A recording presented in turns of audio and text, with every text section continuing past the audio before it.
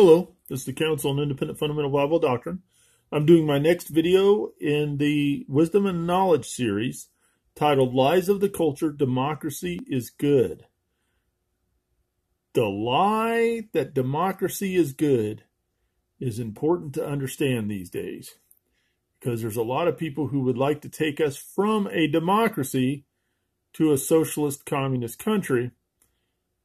And we're not even a democracy. Democracy was just the first step of our enemies trying to destroy us and take us further away from the original republic.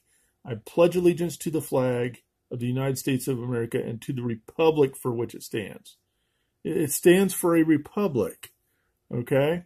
And that's what we are. And they specifically avoided making us a democracy.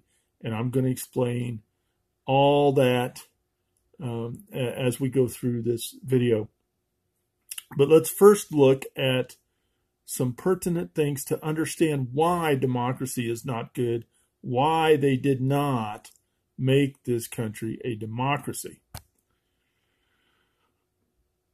The words of John Jay, the first Chief Justice of the United States of America, first Chief Justice, the first Supreme Court Chief Justice. Providence has given to our people the choice of their rulers, and it is the duty as well as the privilege and interest of our Christian nation to select and prefer Christians for their rulers. Chief Justice John Jay. Did you know that a lot of state constitutions even require any person holding an office to be a Christian? Talk about not following your constitution. Talk about why we're having the madness and ethical problems that we're having today. That would be why. Because we deviated from the plan that our founding fathers left for us. That's pretty much what we have. Now, in regards to laws, William Blackstone's commentaries on the law, this guy wrote the first set of laws for this country, basically. Okay? And what did he use as a basis? The Bible. These were where this country's laws came from. Blackstone's commentaries on the law. And he got them from the Bible. The law book taught that our laws could not contradict God's direct decrees. However, if God made no decree, we could set our own policy. The law book gave an example. To instance, in the case of murder, this is expressly forbidden by the divine. If any human law should allow or enjoin us to commit it, we are bound to transgress that human law. Okay, this is written by the guy who wrote our laws. Okay, and we're supposed to transgress them if they don't follow the Bible. Okay, but with regard to matters that are not commanded or forbidden by the scriptures, the divine, such, for instance, as exporting of wool into foreign countries, here the legislature has scope, meaning they don't have scope in the other situation. They have scope and opportunity to interpose. The writers of our very laws flat out saying we had a permanent standard. That's a key to understanding why democracy is horrible. Which was the Bible. A permanent standard which was the Bible, and the legislature did not even have scope to change these. Bible first, legislature second, and then only on items that the Bible did not address. Period. If you ever watch Wall Builders or want something good to give you some good information about our heritage, Wall Builders is good. Or at least they were a couple years ago when I last looked at them. See, democracy is repugnant because legality without morality is worthless. Legality is meaningless without a permanent standard. For legality will be whatever the majority commands and therefore has no moral identity within itself, as all men set their own legal standard in a majority-ran democracy. If you get enough people who are drunks and want to legalize driving drunk, they can do it. You have all these countries overseas that we've always complained about, okay, that commit genocide. You know, they kill this group, they kill that group. We complain about it, but why did they do it? Because it was legal in their country. You know, democracy doesn't mean anything. Democratic Republic of Congo. Okay? There are democratic nations all over the world that do horrible things. Why? Because they have one more vote than the other side. That's what a democracy does. It has no permanent standard. You can't even leave your children an inheritance of a good country because you don't have any idea what it's going to be in 10 years. Today's legality needs no justification for its actions outside of the majority vote. Why do you think a couple of states have now legalized marijuana? They want the tax dollars. But how did they legalize drugs? How did they legalize illegal drugs? Well, it's simple. They had more votes. As I said, if the majority of the country is drunks and wants to legalize driving drunk, then driving drunk will be legal. Legality without morality is worthless. Worthless. Founding Father Benjamin Rush's word for democracy was mobocracy. It's basically the mob telling everybody else what they're going to do and how they're going to do it. And in the nation that is ran by the majority, the minorities will always suffer. That's why the permanent standard of God's is so much better. Because it's not going to change. It wasn't supposed to change. No chance was it supposed to change. It was supposed to stay permanent so that we could leave an inheritance. Why is this country so messed up? It's because in the 1960s they removed the harness. They ceased being the Christian constitutional representative republic and they became the secular humanist democracy. Which in a democracy, the majority goes whichever way it wants to go. Here's the thing. That didn't happen in the republic because we had a harness called the Word of God. And when you take the harness off the horses, they don't always pull in the same direction. Okay? That's why we have this madness that we have today. It's not because this country was founded poorly. Okay? It's because we have left the way the founders founded it. We haven't had a republic since the 1950s. The early 60s, they changed to a humanistic secular democracy. And we haven't had a republic since. So you can't blame the republic because we haven't had it. And I'll tell you, there's no way on earth you're ever going to make America great again until you go back to where you made the wrong choice and make it right. You have to get rid of this stuff. You have to. Or you're never going to have any success again. It's only going to keep deteriorating. People, this country is dead. It's dead. Okay, you're just starting to see the decay, okay, and the decomposition. Okay, the first day or so, you might shake the body into bed thinking they're still alive. They're just asleep. Okay, but once the decay starts setting in, you can tell that there's some problems, and this country's got some problems. The decay and the decomposition is starting to set in. Why? Because we left what we were given for something so subpar it ain't even funny. Democracy. What a joke.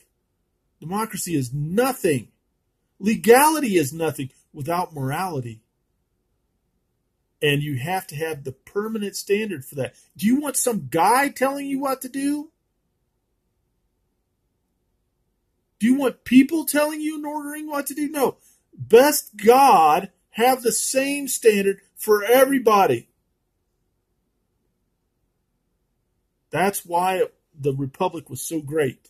And that's why we are deteriorating.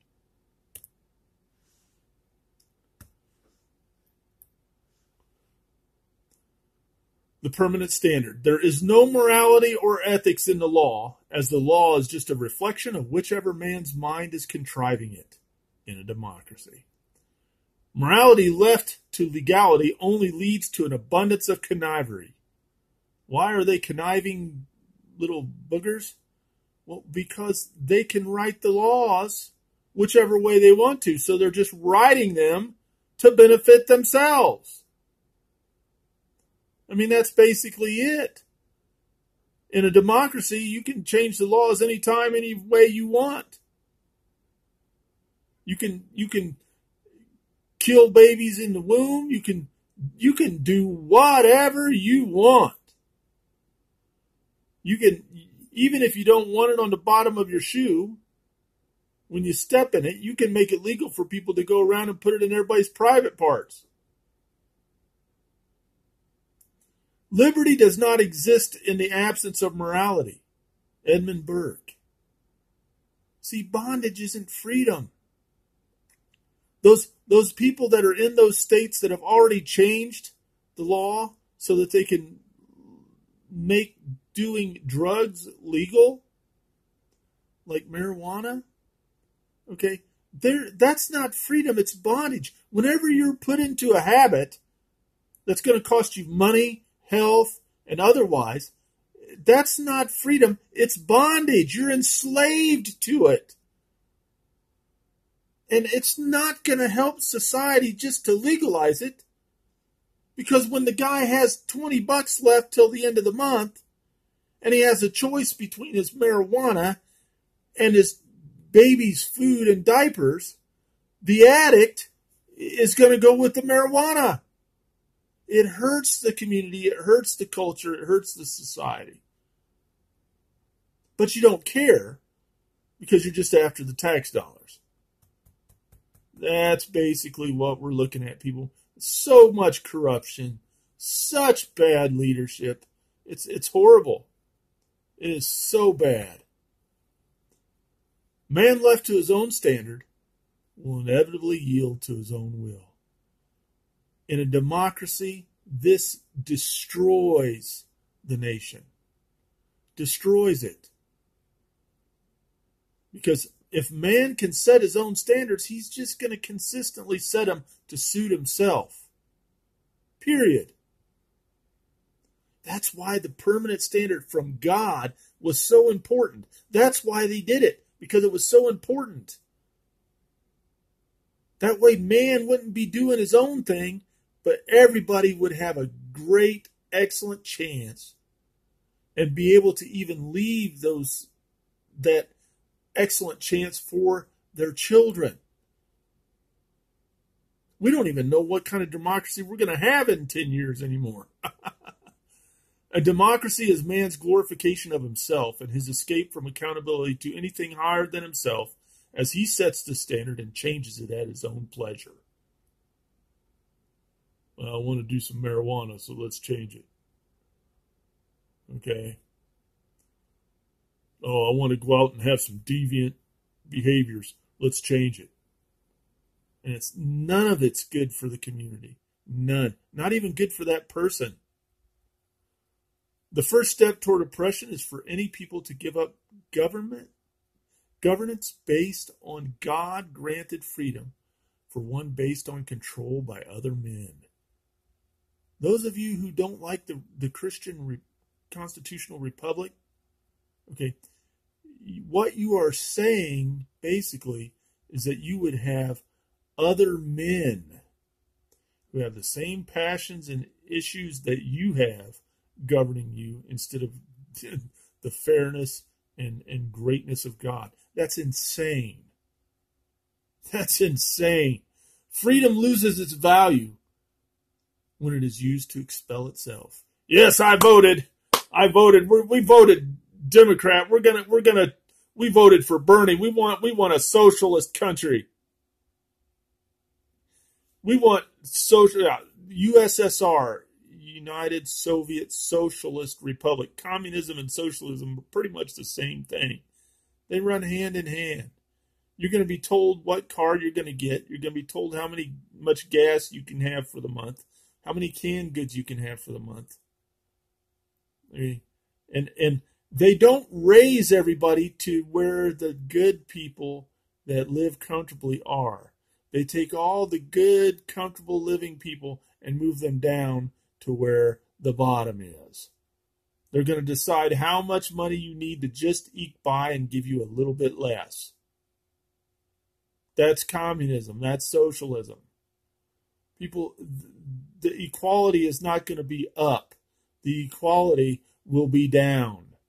I mean, that's why they're always attacking the middle class. They want the high and the low. They want the lords and the serfs. And most of us are not going to be the lords.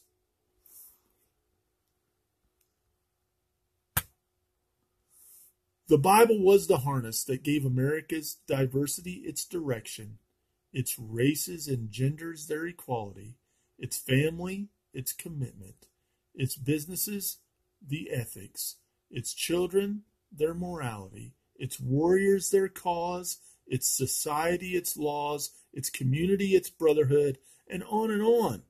When you took that away, when you took the harness and the horses all began running in every single other direction, you lost all that.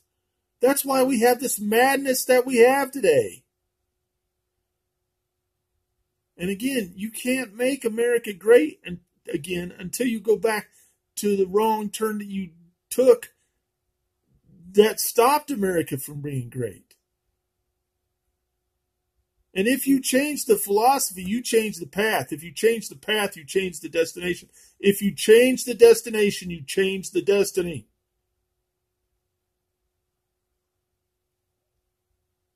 That's why when you go from a republic to a democracy, that's why all this stuff is going haywire, because you changed what you were supposed to do.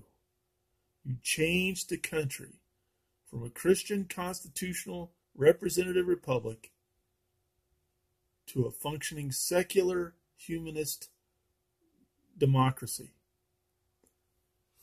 And if you cut down the tree, people, you can't keep eating the fruit. Look at all the countries in the world. And look at yours. And you want to go be like them? It's like all these immigrants coming and falling for the lie to vote for the Democrats. Okay? Who want to make it a socialist country. Well, didn't you just leave Venezuela because it sucked? And because you wanted to come here because it was great? And now that you're here, you're voting for a party that wants to change this country into a socialist country like Venezuela. Oh my goodness. People, open your eyes. If you came to this country because it was great, then you need to keep the stuff that made it great. Not change it to the stuff that made your former countries crap. Okay, don't listen to the Democrats. They're going to, and don't even listen to all the Republicans. Okay, listen to the Word of God. Your King James Bible, that is what you will get the best advice from. Okay? You cannot go wrong. And that's what our founding fathers knew. 100%. John Jay, first Chief Justice.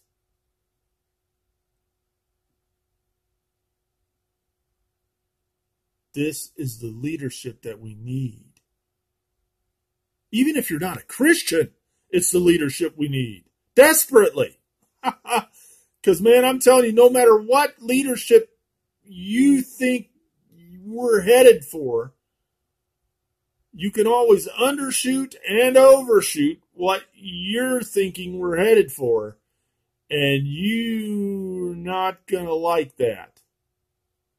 Why not keep the country that was free enough to let you express yourself and let you choose, I'm not going to be a Christian even though I live in a Christian nation, as opposed to let's change this country to something where they're going to tell me exactly what to say, think, and get me if I say anything different.